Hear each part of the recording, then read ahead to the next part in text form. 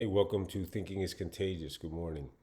Those who know me know that I'm a big proponent about you accept responsibility for things that happen in your life. We all have the ability, the power to maybe not change how things happen, but take setbacks and turn positives.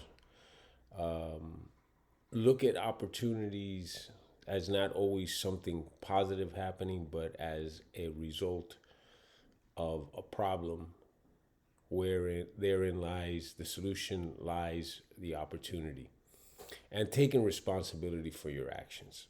Those are all things that I'm big on, and that doesn't mean that there aren't outside factors that affect our lives that we can't have no control. Absolutely, we have no control over them, but you have to look inward a lot of times and say, what is the problem? What is the recurring theme here? Why does this continue to happen to me or to us or to her or him? Why? And sometimes you're going to have to, unfortunately, use that introspective approach and realize that maybe you are the problem. Where am I getting with this? I just saw a commercial with Abdul Jabbar. And, I can't emphasize more that Jose Ortega y Gasset philosophy that because people are successful at one realm of life, of one aspect of life, of one component of life, they're very successful at one thing. There's a tendency to mean that you're great at everything. You're successful at no. Abdul Jabbar was a great basketball player. Okay, he has a commercial and he says, basically, I'm paraphrasing. I remember the exact words. He goes, "Why do people who look like me continue to face all these problems in America?" Inferring that African blacks, why do they have these problems? Well, first of all, let's go back to what I said. What is the recurring theme? And if you look at crime statistics, you will see what the recurring theme is. Unfortunately, the propensity of violent crime in this country is committed by that demographic, whether they want to admit it, whether they want to call this racist. That's what it is. What you portray to the public is how you are reacted to, how you are treated, you are conveyed. That is that is a very important factor. So when your role models convey an image, whether it be through the music that you hear, the lyrics, the visuals of is conveyed as one of anger or conveyed as one of resentment or conveyed as one of violence. And when you look at the stories on television, when you look at the statistics and you see that the propensity of violent crime is committed by that demographic, guess how you're going to be portrayed then by the public? I look at it as, you know, the music part. Let's look at somebody like Eminem. I don't care what color he is. His music, and I'm a fan of his music and his lyrics, I think he's very talented, just like I do think that Biggie Smalls is very talented. That I thought Tupac was very talented. I have fans of their music. It's not that, but what you're conveying. If I saw somebody who looked like Eminem walking down the street, okay, in in that the shaved head and the jeans down around the butt, and it was a white guy, okay, with whatever a weird tattoos on, and not that tattoos mean you're bad, but just that overall, big chains and tattoos and shorts hanging down around your butt. If I saw that walking down the street, and on the other side of the street, I saw a well dressed African American guy, I would go to the side of the street where the African American guy is. I would avoid a confrontation or having to walk in front of or around if I was so inclined to be cautious. You get what you portray. That's why you get these reactions that you say you don't like. Change the culture, change the image. Believe me, the community, the people in this world, in our country, who send out the message of decency, respect, law abiding, and order, nobody looks at what color you are. Nobody looks at what gender you are. Nobody looks at what sexual orientation you have. When people get worried is when you're telling them, hey, I'm somebody you should be worried about. Look at me. That's when people get worried. Look who the hero is. Look who the martyr is. I just heard on CNBC that we're getting ready to celebrate Juneteenth, which is ridiculous. But anyway, we're getting ready to celebrate Juneteenth on the 1-year anniversary of the death of George Floyd. That's your martyr. That's an insult to the African American community, that George Floyd is the martyr. George Floyd is the one that's put up on the pedestal to represent the community. That's what you want representing the community? A criminal? A thug? Doesn't justify what happened to him. That was murder. Those police officers need to face a jury of their peers to determine their fate, and they have. That was murder. That was wrong. But your martyr is wrong too. He's a criminal. He was a criminal. He was a thug. That is showing you where the problem lies. You keep elevating the wrong people to represent who you are to this country. That's not who you are. That's not who African Americans are. They're not George Floyd. They are Ben Carson. They are Tim Scott. Okay? That's who they are. There's this John Ford on CNBC.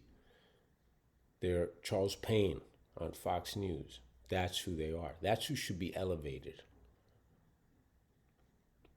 Not George Floyd, a criminal. That's your martyr? No, I don't think you want that to be your martyr.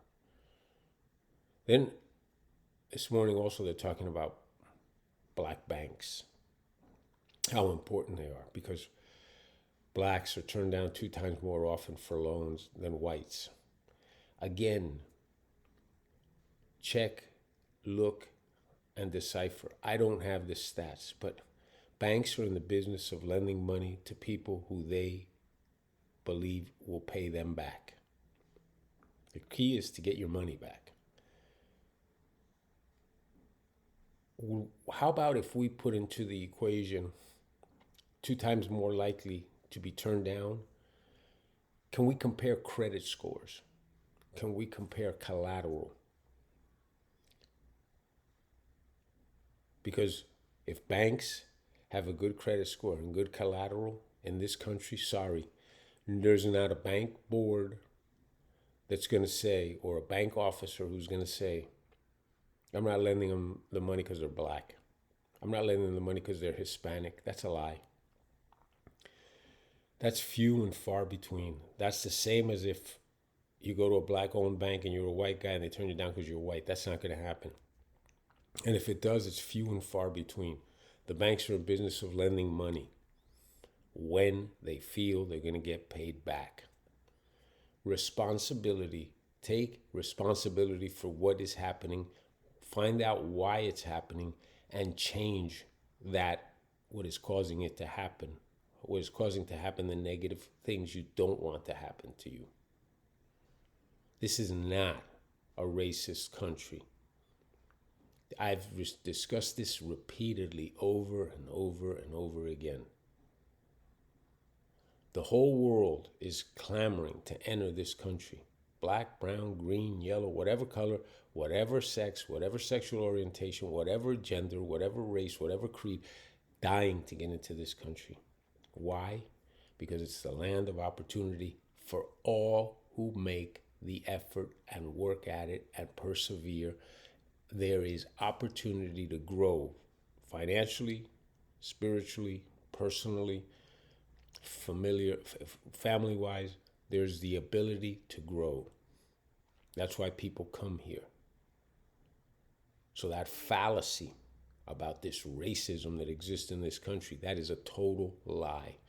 And the only people who continue to harp on this are the people who need there to be racism so that they can make a living. That's the only people. The rest of us, 95, 97%, 99% of society, we go about our lives not looking at what color you are, what race you are, what gender you are, who you date, who you don't date. We don't look at any of that. What we look at is, are you a decent human being? Do you look like you're a threat to me? Do your actions indicate you're someone I want to stay away from? That's what this world, that's what America does. That's what most Americans, that's what we do every day. We want to stay safe. We want to come home to our families at the end of the day like police officers. And that is why you see this reaction towards police, because, you know, at the end of the day, they have to analyze and assess situations based on experience, knowledge, statistics, and what they see and hear every day. And they're going to be cautious, and they're going to take the precautions they deem necessary according to the circumstances. Don't be one of those negative circumstances. The problem in this country is not race, it's culture. The day the martyr is not George Floyd. The day the martyr is Martin Luther King. The day the martyr is the people put up on a pedestal to be emulated is Dr. Ben Carson. The day that the people that you want to emulate are Charles Payne from Fox News or any of a litany of minority people, leadership roles, okay? Don Peebles here in Miami. Those are the people you want to emulate. Those are the people that you put in a role model. Those are the people that you want to copy. Those are the people that you make statements with. Not George Floyd. Okay? And in closing, I continue to say, this is the land where all can achieve their goals. Don't let those who want to control you by keeping you down, telling you that they're going to help you, that they are your only recourse to the American dream. Don't let those people keep holding you back. Quit voting for people who have proven that they do nothing to improve your lot in life. I got to keep going back to this 2020 election. Minorities, if you voted against Donald Trump, you shot yourself in the foot. You voted for an administration, and you voted for a mindset, and you voted for a party that for the last 100 years has stood for oppression of rights, of liberties, of free enterprise. The party of slavery, the Democratic Party, the party of segregation, the party of Jim Crowism, you voted for them. You voted against a man who created wealth for minorities, a man who created jobs for minorities, a man who created home ownership for minorities. You voted against that administration. And I repeat it and I keep telling everyone, Donald Trump's not anyone that I would want to go to lunch with, hang out with. I don't enjoy that type of individual. But the history books will be written and it will tell us that the greatest president this country's had in support of minority efforts since Abraham Lincoln, a Republican, by the way, who freed the slaves, since Abraham Lincoln, was Donald Trump.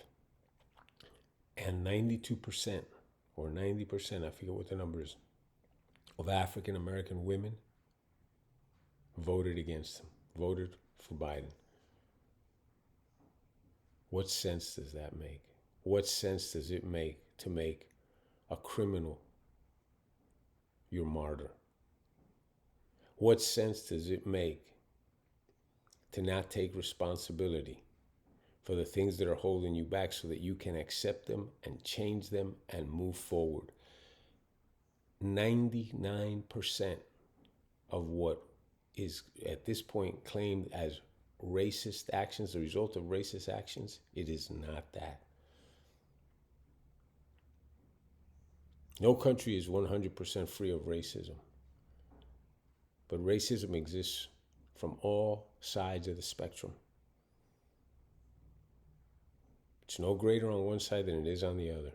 And in this country, it is the minimum. It is a country that abhors it, is against it, and was built. This is the melting pot and was built on opportunity. Combat that statement, liberals. A country that was built by immigrants, a country that was built as a melting pot. And those immigrants went through a lot as well. And they could have sat back and claimed racism and that they weren't allowed to do this.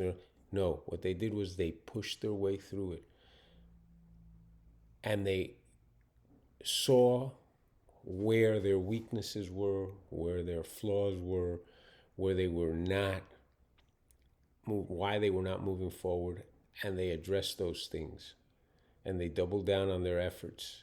They pushed forward, and they became mainstream society. So, no, nothing, the narrative of racism and inequality in this country flies in the face of what this country is, how it was built, and what its basis is. Check, look inward, fix it, and don't give control to these people who think that by sending you a check, they own you, because that is the true slavery that exists in this country. That is the true racism that exists in this country. The slave master that still exists in this country, and that is a slave master of black, white, yellow, Asian, male, female, gay, straight. The owner of the slaves is the group of people that want to control you by sending you a check and holding you down and telling them, you need me, I'll take care of you, as they fill their pockets with our money. All right? Thank you. Have a good day.